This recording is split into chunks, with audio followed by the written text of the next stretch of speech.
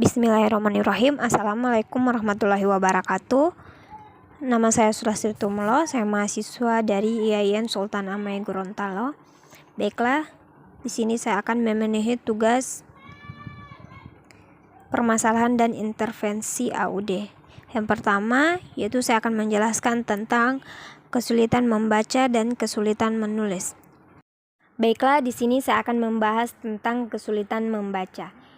Kesulitan membaca terdiri dari 4 bagian. Yang pertama, perkembangan kemampuan membaca anak usia dini.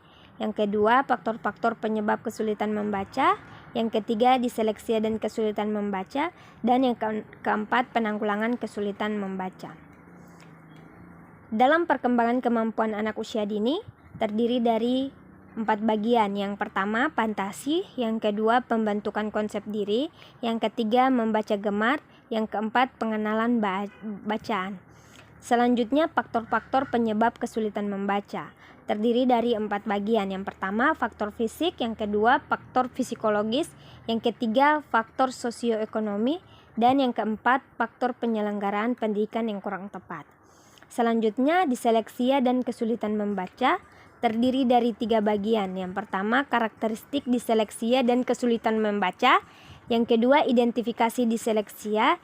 Yang ketiga, pengaruh negatif diseleksia. Selanjutnya, penanggulangan kesulitan membaca. Terdiri dari 2 bagian. Yang pertama, bimbingan terhadap anak yang kurang mengenali huruf. Dan yang kedua, bimbingan terhadap anak yang membaca kata demi kata atau mengeja. Selanjutnya, saya akan menjelaskan tentang kesulitan menulis. Kesulitan menulis terdiri dari 4 bagian. Yang pertama, hakikat menulis.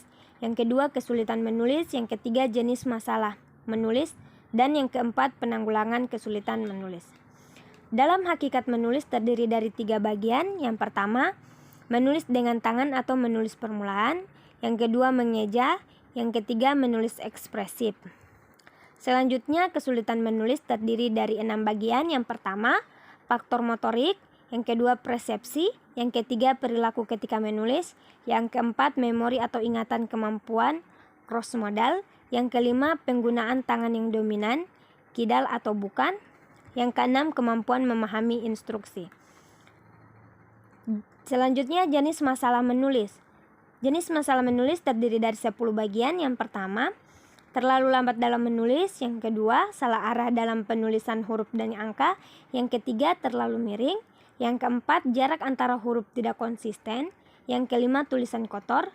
Yang keenam, tidak tepat dalam mengikuti garis horizontal. Yang ketujuh, pengaruh negatif diseleksia.